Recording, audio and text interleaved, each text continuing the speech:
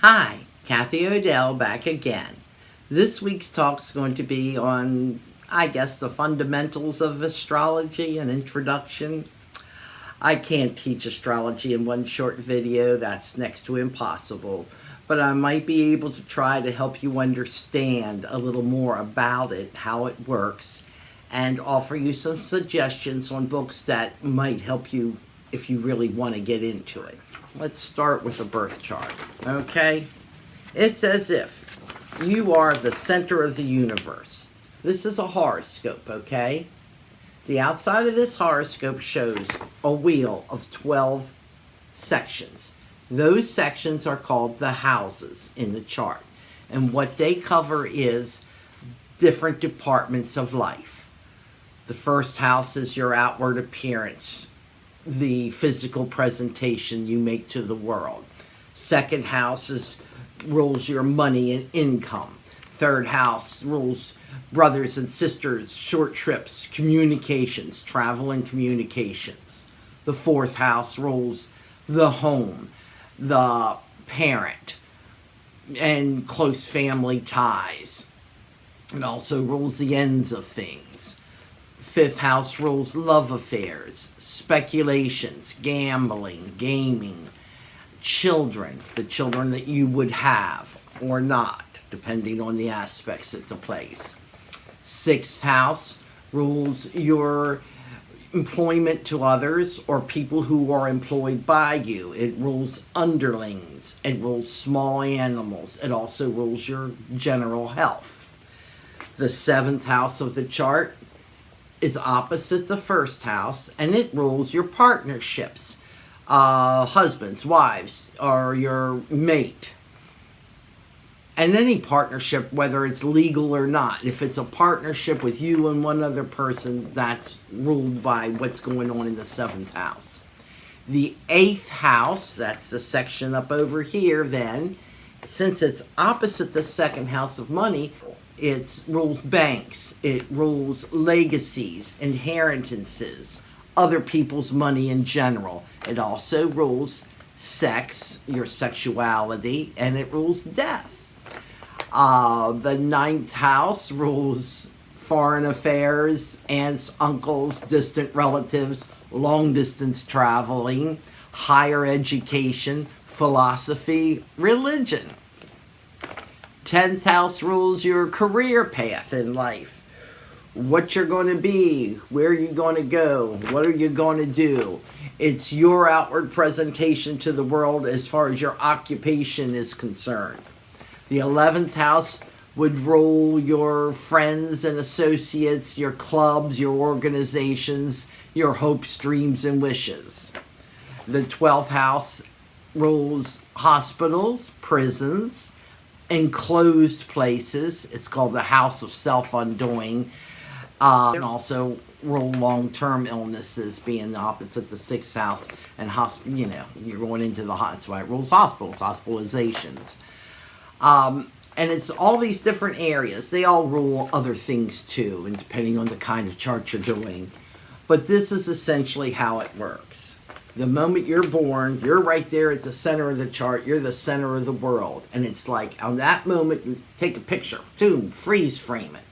Now, at that moment, if this is the Earth, this is you on the Earth, it's the constellations that were going overhead and underneath, exactly opposite at the time. These should have their own influences, Aries, Taurus, Gemini, Cancer. They all have an influence.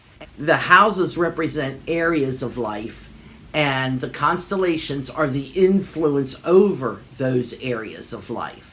And the planets, well, they all represent their own energy and how they will be expressed depending on their position against the backdrop of the constellations and of the house position that they're in.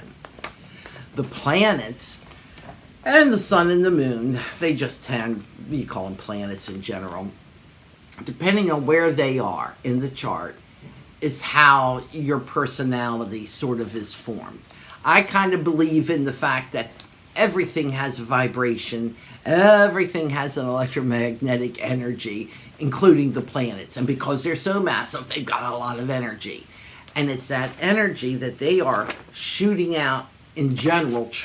When you're born, it's like, boom, it's hitting your brain, it's hitting your body, it's hitting your spirit, and it's making an imprint. And this is a picture of that imprint on you when you were born. You can take that imprint, and then you have to learn how to define it, how to show it, how to say what it means. If your sun's in one place, here we have the sun in Gemini, that means you're dualistic in nature. You can do two things at once. You're the kind of person who likes to keep themselves busy and who may well talk a lot, especially if Mercury's there. Trust me, it's definite. And here the sun is in the 11th house, so that would mean that the sun in the 11th house is expressing itself, especially with Gemini there, as a person who is involved with a lot of organizations, with a lot of clubs. They're one of those social people, has to be out there dealing with other people and organizing things all the time. The Gemini means they're going to probably do 2 clubs at a time. You know, not just one thing because, oh, well, they had to. They're going to be in this club, and then they're going to be in another one. And, oh, yeah, well, that sounds like a good thing. Well, I'll join the school board here, and I'm on this thing there. Some people just are like that. If that sun had been in the 12th house, they wouldn't be on any boards. They wouldn't be on any clubs. They wouldn't really do a whole lot. They might go to the local service club, the VFW, you know, American Legion, whatever, because they like to hang out at the bar, but that's the only reason they're going to that bar. It's not because of the social club, it's because it's a bar, and they're in the, and if it's in the 12th house, they like to drink. It's a Piscean influence, or a Neptunian influence. Each of the planets is associated with one of the constellations. The sun, as everybody knows, is associated with Leo. And suns in Leo are all considered to be very outgoing, royal, dignified. Sometimes they can be arrogant and over the top. And sometimes they're just really nice people, because Leo also rules the heart. The sun coming from Leo is also a place of love and a place of hearts. They can be generous and they can be helpful. It just depends on how other planets are aspecting them. Because I've known some very nice Leos, and I've known a couple Leos that I just wanted to, oh God, go away, you're driving me crazy. You know, some people can just do that to you. Sun rules Leo. The moon rules Cancer. Cancer rules the 4th house in a chart. Its affinity or natural rulership over. It also rules the stomach, the moon. And when you think of the moon, the other qualities of the moon are feminine. It rules food, the home, the hearth, children, babies, mothers. These are all Cancerian. Well, mothers aren't a quality, they're a mother. But a mothering quality would be with Cancerian peoples, especially if their moon was in Cancer in the 4th house. That's sort of like doubling up on it there and putting that energy out there. Mercury has rulership over Gemini, and they give it to Virgo. Why? I don't know, but they do. I guess they just don't have that other planet named yet. Mercury is Hermes. It's the messenger. Travel, communications, verbal communications, electronic communications, running, traveling.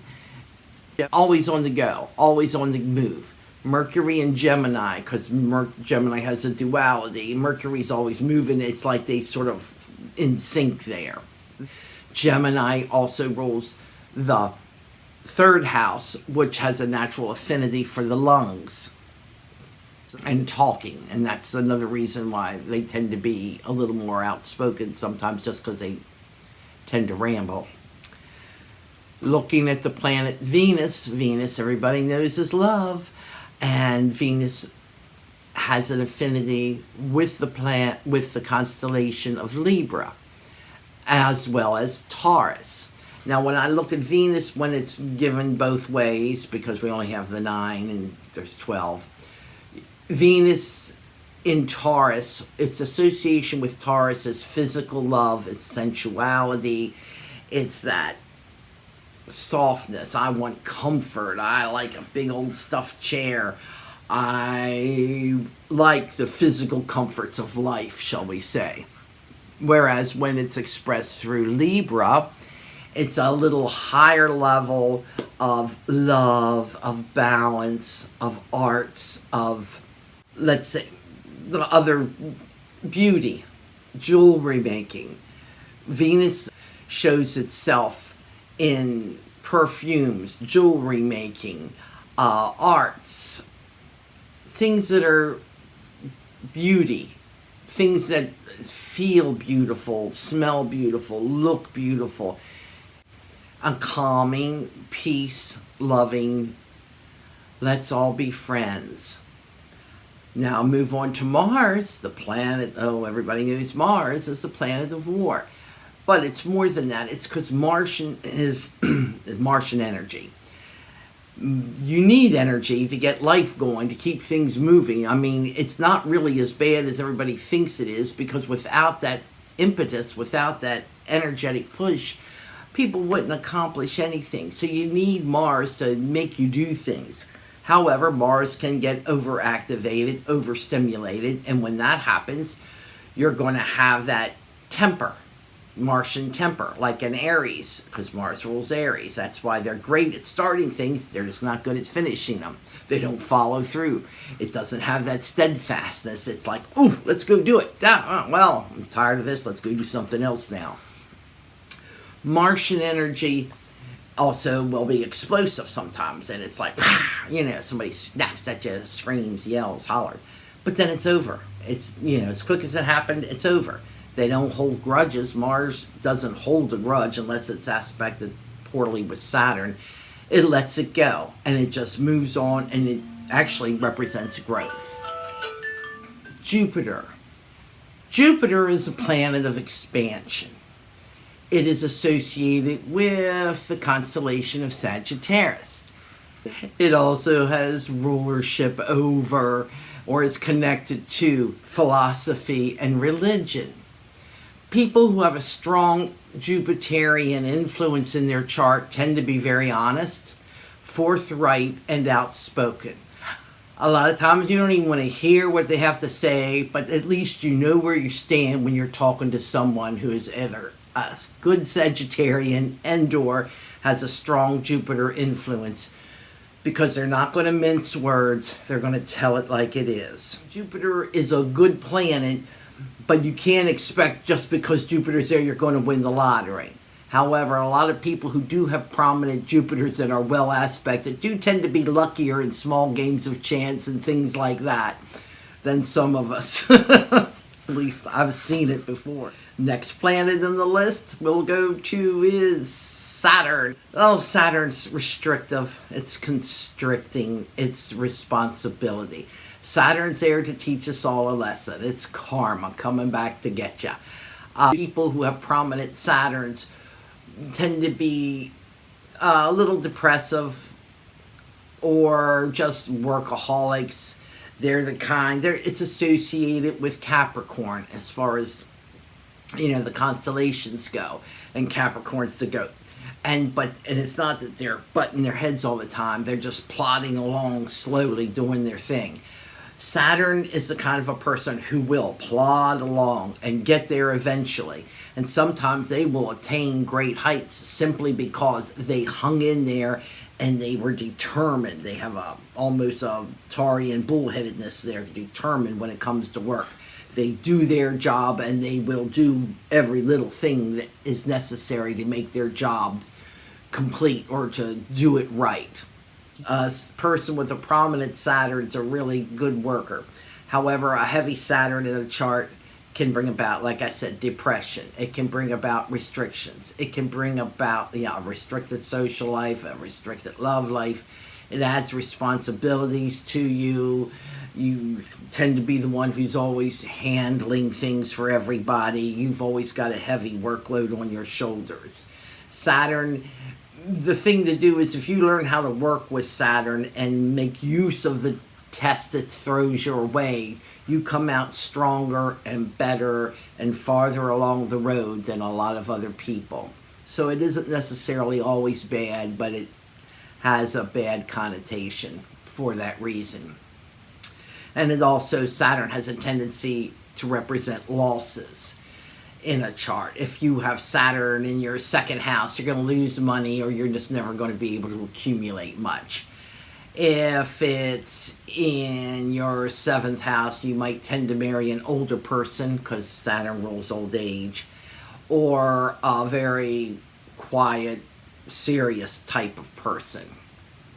Next on the line is Uranus. Uranus, one of my favorite planets. It's a crazy planet. It's like, it stands for reversals and removals. It stands for change, sudden change, accidents, bang. It's like Uranus is electrifying. It rules electricity, metaphysical things. It rules the new age almost. Uranus is always upsetting the apple cart. Uranus can do so many things. When it's in transit in your chart, like when it's going around the circle and it's aspecting other planets, meaning it's hitting that other planet at a certain angle, like at 90 degrees or 120, or oppositions 180, etc. It's going to make something happen. It's going to shake up your life. It's going to change things. If you do something, you start a new project under Uranus, as soon as Uranus is finished going through its transit, if it's going retrograde and back and forth, that thing's going to be over with. It might last a week, it might last a year, but it isn't going to last much longer because Uranus doesn't have any permanence to it. It's always shifting. It's just always stirring up things. It's just stirring the pot. You can't stand still with Uranus. Everybody's got the planet in their chart somewhere. Some people, it's prominent and it keeps them sort of hyperactive. Some people, it's in a background position in a cadent house where it's like, and it's not aspecting anything, so it really doesn't hurt anything. It's only if another planet hits it in transit that it's going to spark something to change. It's not out there to get you. It's out there to keep you moving forward, to keep you changing, to keep you growing. That's what Uranus does. Neptune is next. Neptune is considered the planet of illusion and delusion. If it's conjunct your sun, you're self-deluded. You're fooling yourself. You might be thinking you're fooling the world, but you're not. Most of them know you're deluded. Neptune can be good or bad. They all can be good or bad, depending on its placement and its aspects to your sun, your moon, your Mercury. Neptune rules liquids. It rules oils, perfumes, gas, alcohol. A lot of alcoholics have a heavy Neptune influence or Piscean influence because Neptune is associated with Pisces, the water sign.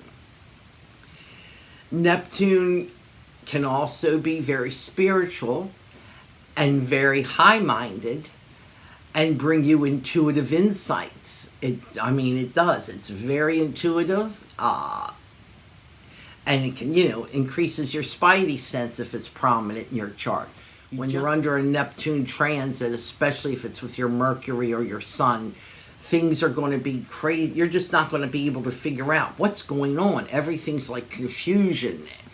And it's only a transit, and it will pass in time. Neptune's a slow-moving planet. All the outer planets are slow-moving, so that transit could be in effect for a good year or more. But once it's over, clarity hits, and it's like, oh, now you see. Neptune sort of can pull the veil over your eyes, so you have to be a little careful under Neptune transits. But Neptune itself isn't necessarily bad. It does tend to make people, if it's prominently placed, more easily addictive to whether it be drugs or alcohol, smoking, whatever. You just fall into this bad pattern because you've got this strong Neptune influence. And the name of the game is learning to overcome the bad influences so that you can rise above the lesson you're being taught. Next and last but not least would be Pluto. Now, Pluto is generally associated with Scorpio, the underworld, things that are dark. But Pluto is also fate and fateful events. Generally, when Pluto's coming around, it doesn't really affect a lot of people because it's so far out there, but it does add stress or tension, I've found, more than anything else, psychologically to most people, unless it's some sort of mass event that includes crowds or large groups of people. They may all be experiencing this Pluto transit of some sort or other. It's generally considered, when they're doing charts like for generalities, masses, governments, that's when Pluto comes more into play as something's happening or something's changing. Personally, in personal charts, I tend to find it's just more an area of stress for some people, or an area of fate. It's like this was meant to be, this happening. They say sometimes if Pluto's hitting you and you're going through something, you'll run across somebody you hadn't seen for 100 years, 50 years, and it's like, whoa, it's fate. We saw each other again after all this time. It's like I said, it's associated with Scorpio too, because some people, depending on where Pluto is, it can make them explosive personality-wise. It also can make them very devious, depending on how it is in the chart. And that's the whole thing. When you get to the planets and you know what they mean, and that's part of learning astrology, is learning the different planets and learning what their essence is, what they stand for, what they represent. And when you take the chart and you put those planets where they belong at the time of your birth, it's how they are situated in relationship to each other that adds, or shall we say, creates the personality. And it's like this. It doesn't make you be one way or the other. As one of the famous old astrologers had said, the stars impel. They do not compel. It's not that you have to be that way. It's that these are your tendencies towards a certain personality. But you can break the tendencies. You can change the tendencies. It's not that it has to be anything, even with the transits. Things don't have to be that way. This is like if you have a Mars squaring Pluto and Uranus is in the mix. I would think, oh my God, they're going to have an accident. Car accident. Uranus for the automobile, the industry, the new age travel thing. Mars for the excess energy. Pluto for the major explosive part. But it doesn't have to be that way. It could just be you're going to have a couple days where you are wound tighter than a clock and you're throwing things around and just going, you could be the explosion, What I usually do if I'm having a bad transit and I know it's coming, I just tend to lay low.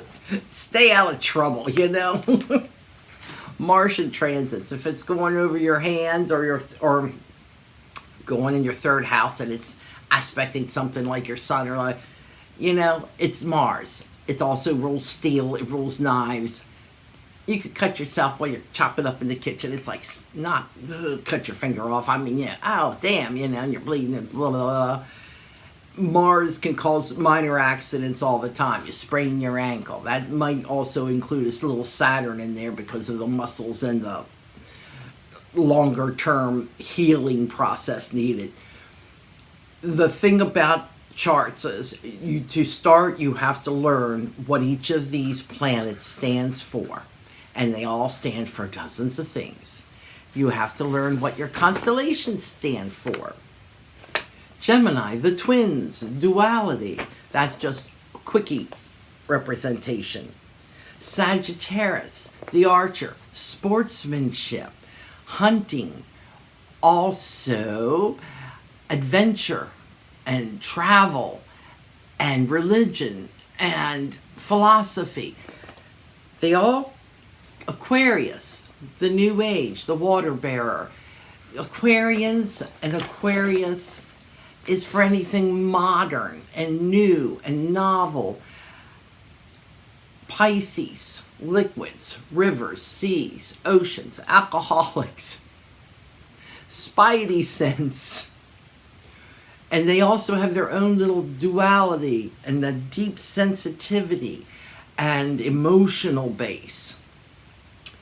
When you go to study astrology, you need to learn what each of the constellations stands for and represents. You need to learn what each of the planets actually stand for and represent. And then you need to learn, what does it mean when this is here and this is here? What's that mean? Or if this is here and this is here, what's going to happen now? That's what they call transits. As this is your birth chart, now you go and see, where is everything today? And when you do that, all the planets will be in a different position around the chart from when you were born. They'll be like on the outer ring here. And it's how those planets going on that outer ring hit these, at what angle they hit those inner planets. That's called the transit. And when the planets are transiting each other, that's what causes all the little things that happen in our life.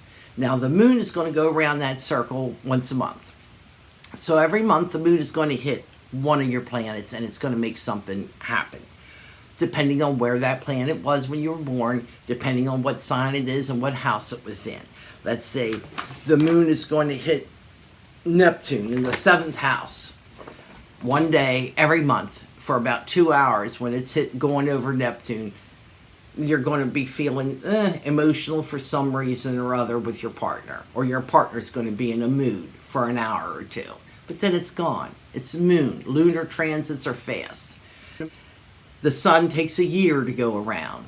Each of the planets takes their own amount of time. And as they go around and they hit aspect the other planet inside the chart that you were born with, that's what causes all the little things in our life to happen or sets things in motion. And it's up to us how we react to these things that are already going in motion. And as you get older, hopefully you grow wiser and you learn to react better, and things don't hit you as hard. It just seems like fate stops knocking you over the head if you learn your lessons early on. If you don't, you're going to be hit over the head all your life. And there's no change in that. Now, to really understand this, you need to get books and study on your own. The book I started with was given to me by a friend of my grandmother's who was a friend of the family's. Crazy old man we called Jonesy. He taught himself astrology back in 1932. That's when they said he bought this book. He gave it to me when I was 17 and started teaching me. This book was amazing. It was also a headache to read. It is so full, it's falling apart. I can't even use it anymore. But it's like that thick. But it tells you everything. It just, the part of fortune, what that is, that's the moon's node and the Arabian parts. And he even teaches you how to gamble in here. But it tells you what happens when the Venus is in the 3rd house or Venus is in the 1st house and this and that. And if you put it here and you put it there, blah, blah, blah. Back in their late 70s, I bought myself an updated version. It too is a mess and falling apart because I used it a lot. And then I found another book, and this book was the easiest one, and this is the one I'll recommend if you're just starting. It's called Parker's Astrology. Now this book has pictures, and it explains things really well.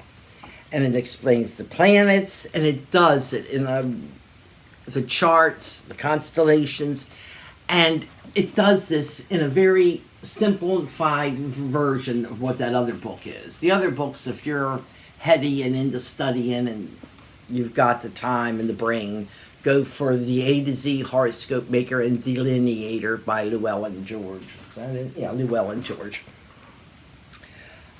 But Parker's Astrology, they just explain it a little more simplified. They give you nice drawings, nice pictures, tell you and teach you how to interpret in a simpler manner. They show you how to draw a chart. They show you how to do comparisons. They shows you how to correlate the different aspects, and that's the big thing.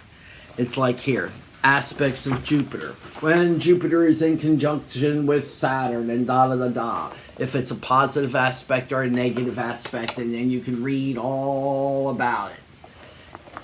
And in the back of it, they even had an ephemeris. They have a table of houses.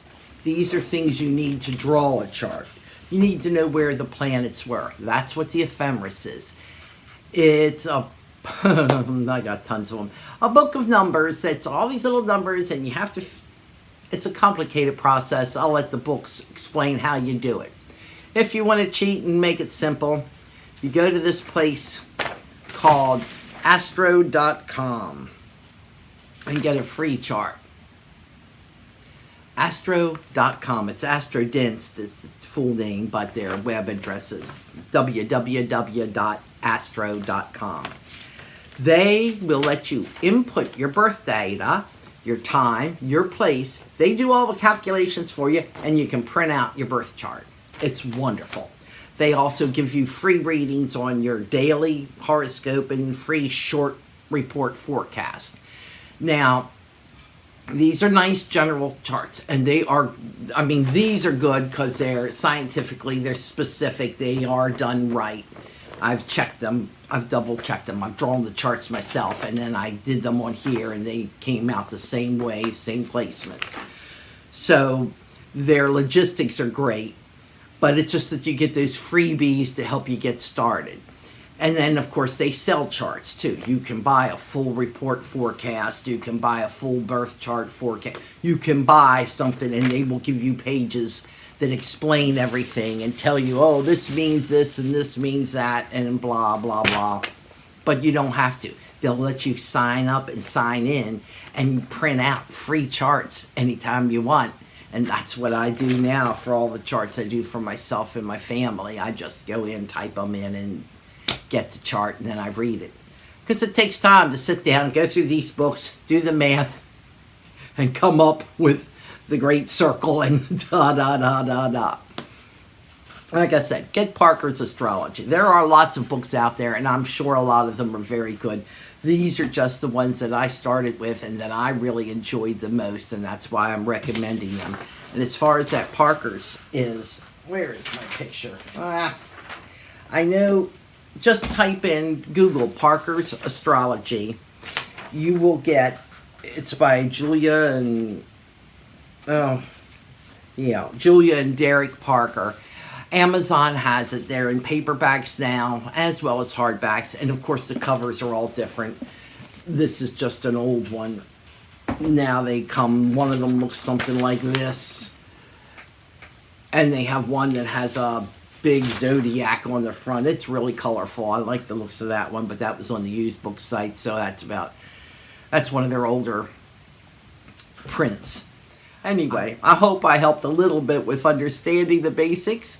And leave a comment. Let me know what else you'd like me to talk about, and we'll do something different the next time. Till later, thanks for watching. This is Kathy at Beyond the Crystal Wand. Bye-bye.